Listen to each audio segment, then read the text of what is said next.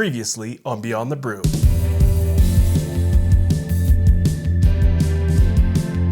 Between the summers of 2021 and 2022, we've adventured throughout British Columbia exploring as many breweries as we can find. Inner BC to the Okanagan to Vancouver Island. Now the 2022 road trip started by going to Golden, and we got to check out the Sky Bridge that was a part of this really cool outdoor adventure park before hitting up White Tooth Brewing. Great tap room with great beers, and my favorite beer from them just won a bronze at the British Columbia Beer Awards.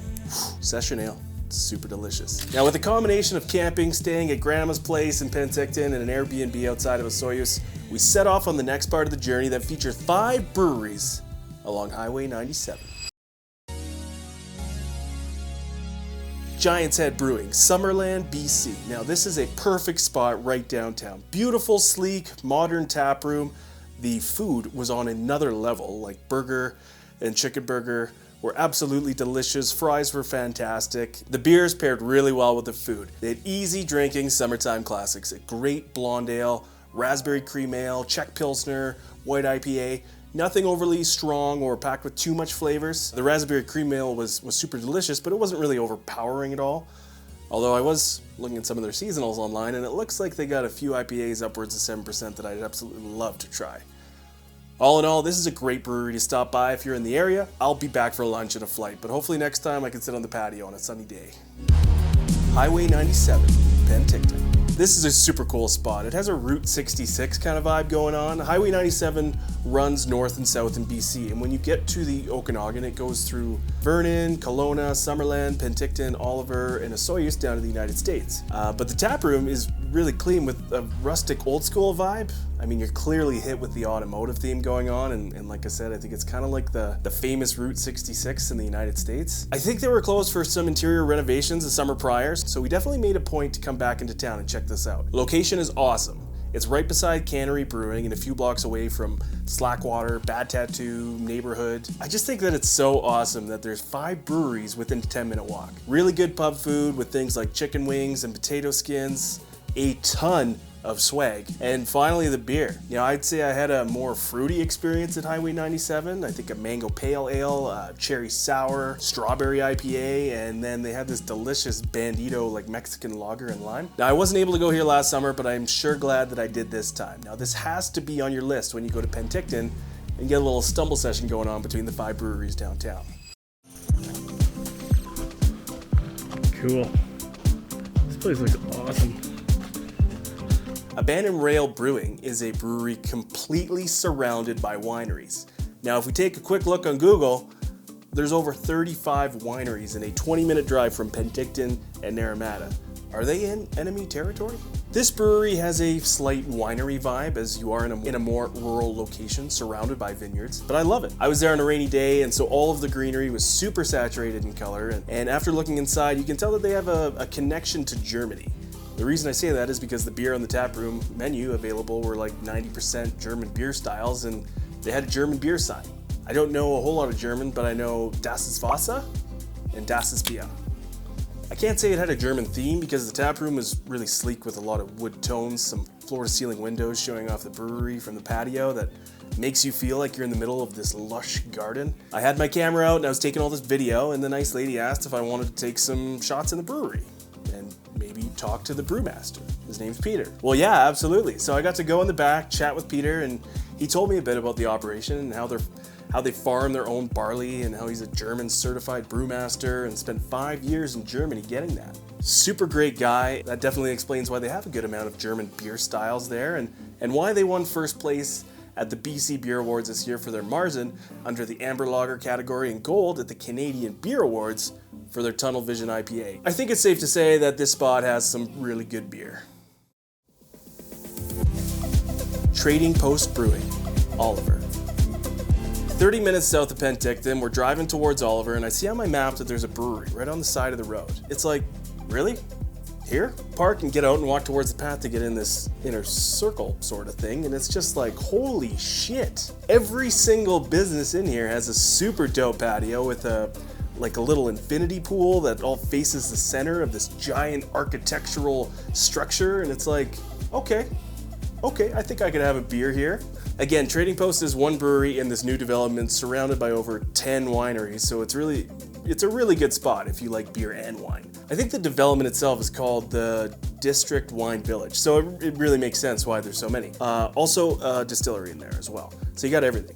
Trading Post Brewing started in Langley, BC, so that's outside of Vancouver, and in 2016, I believe. They have a brewery and a tap room, as well as 2 Trading Post eateries, so another one in Langley and one in Abbotsford. So this is just another location for them here in Oliver, and it's kind of the same thing. There's a eatery, and then right next door, there's a brewery. Tons of swag, great spot with a good amount of shade, and that's pretty important because it gets super hot there in the summertime. My favorite was the Best Coast IPA. I bought a 4-pack for the road, and it turns out that it won 3rd place in the BC Beer Awards under the North American IPA category. All in all, super great spot, and they have tote bags to carry your beer with you. I mean, really, who doesn't have tote bags these days? Firehall Brewery, Oliver. Keep heading down Highway 97, you'll find Oliver, and right in the middle, downtown, is Firehall Brewery, and this is a special place. You'll notice upstairs, there's a Firehall Bistro, a little restaurant, but if you go down, you find the family-owned operation that put this whole brewery together. The Firehall itself was built in the late 1940s and ended up moving to a new building in 2000.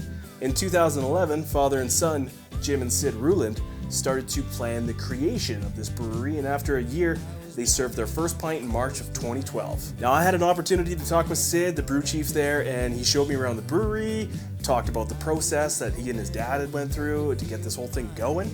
And man, like just the passion and pride and just gratefulness of everyone who helped out to make their dream of this brewery come through was just exuding out of him. It was really awesome to see. I wish I had that conversation on camera to show you guys. When you see that in the brewer, it makes the beer taste better. The beer was already pretty good to begin with. Got a nice big flight and tried every single beer that they had. All of them were delicious, and if I had to pick a favorite, it would probably be the Backdraft Blonde. It was very hot that day, so the shaded patio was really nice. Obviously, the brewery has a Firehall theme going on. I love the tap handles, beer names, labels, and swag, and I thought it was super unique because they were in a building over 70 years old. So many breweries have a new modern or industrial vibe, but this one was it's like they had to work with what they had, and it just turned out great. I wasn't expecting that on this trip, so an extremely pleasant surprise. North Basin Brewing, Osoyoos. Get back on the highway and drive another 20 minutes south, and you're in Osoyoos. It's super close to the US border to Washington State, and really at that point, you're over a 5-hour drive to Seattle and under 4 hours to Spokane. A lot of really good breweries in Washington State. But back up to Osoyoos. This is one of, if not the hottest place in Canada during the summertime. Definitely a destination that a lot of people travel to in Western Canada. A lot of wineries, golf courses, Osoyoos Lake, tons to do, but only one brewery. North Basin Brewing in the heart of downtown, super close to the water, just a fantastic location. Very inviting tap room with just a great green color. Awesome flight boards with the topography map style on it. Another semi-shaded patio with wooden pergolas and nice lighting. Just a little narrow view of the lake. But this place gets super busy in the summertime since it's the only brewery in town and it's really close to the water. And they have a few beers that are super easy drinking in the sun. I have to shout out the Daiquiri Strawberry Sour Beer. I will definitely be coming back for that one. Marten Brewing Company, Vernon. The final destination of this sail venture takes place in one of my favorite places in British Columbia, and that is Vernon. Now, I do have a little bit of nostalgia here. It was one of my mother's favorite places to take my brother and I when we were younger, and that's really because of Kalamalka Lake. One of the most emerald green, most beautiful lakes I've ever seen. But I spent a lot of summers camping, boating, wakeboarding, jumping off cliffs here. So it's always gonna be one of my favorite spots in the world. One of my best friends, Levi, was staying here in this massive house for a few weeks. So we popped in to spend a night with him. Wow. This is your new house? No? And we also went to Marten Brewing Company. And this place is huge. It has one of the best tasting rooms I think I've ever been in. Massive bar, stacks of barrels on the wall, just great decor, fermenter tanks behind glass, really unique industrial flight boards. The food was phenomenal. That was probably one of the best Cubanos sandwiches I've ever had in my life. There's just a ping pong table in the back, TVs, a stage for live music. This place has it all, and we haven't even talked about their beer. all of their beers were just really tasty.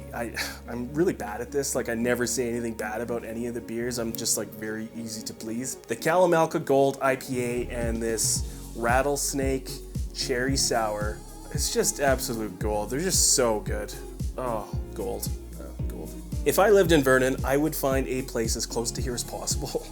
The spot for live music, watching any sporting event, and just going out to grab a burger and a beer. Like, this place is awesome. Spending some quality vacation time in interior BC, the Okanagan, and Vancouver Island these past 2 summers and hitting up over 15 breweries has just been so much fun. Big or small, new or old, like every one of these spots is something unique to offer. So if you're ever in the area, I recommend you grab one of these BC craft beer guides. Now, it's called the Growler, and they have a new one released every season, and they provide just a ton of details on all the different breweries, cideries. The amount of Okanagan breweries has risen so much lately that they have their own, just like really good insights on breweries, kind of what they have to offer. Along the side here, it'll say like, yeah, we have growlers, we have food, we allow kids, we have swag, we allow pets. So these are really awesome guides. In the back, they have like sooneries and roomeries, so you know if there's going to be any breweries that might come into your area in the near future. Kelowna is red, and like half of this book is red. My work here is clearly not finished. I'm coming for you, Kelowna. One day I will tackle the beast that is your brewery scene.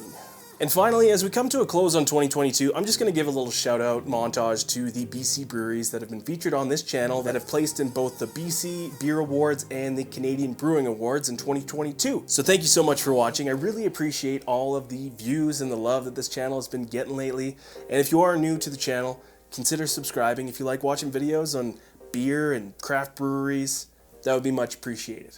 All right, here is some of the award winners from this year.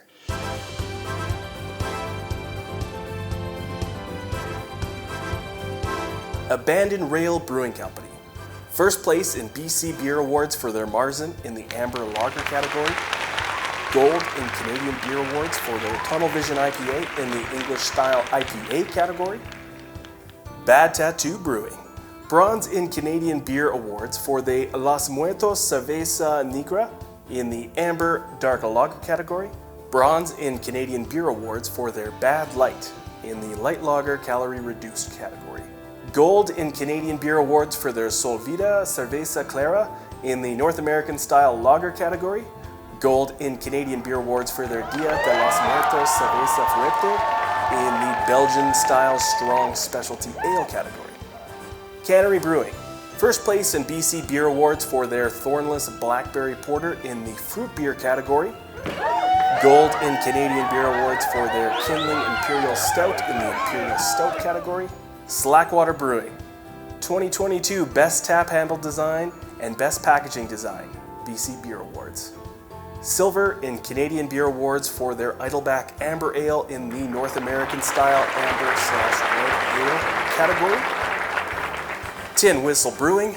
First place in BC Beer Awards for their One Piece Wonder Milk Stout in the Spice Beer category. Trading Post Brewing. Third place in BC Beer Awards for their Best Coast IPA in the North American IPA category. Tofino Brewing Company. Second place in BC Beer Awards for their Barreled Series Batch 001 in the Wild Ale category. Twin City Brewing. Second place in BC Beer Awards for their Spark Chaser in the Smoked Wood Aged Beer category. Silver in the Canadian Beer Awards for the Dissimulator in the Bock Traditional German Style category. Don't know if I'm pronouncing that right. Silver in the Canadian Beer Awards for their Tickety Boo in the English Style IPA category. Gold in the Canadian Beer Awards for their Spark Chaser in the Smoked Beer category. And finally, White Tooth Brewing. Third place in BC Beer Awards for their Thread the Needle Wit Beer in the Spice Beer category. Third place in BC Beer Awards for their White Tooth Session Ale in the North American Light Ale category. All right, everyone. Thank you guys so much for watching. Super appreciate it. We'll see you guys in the next video. Have yourself an awesome day, and we'll see you later.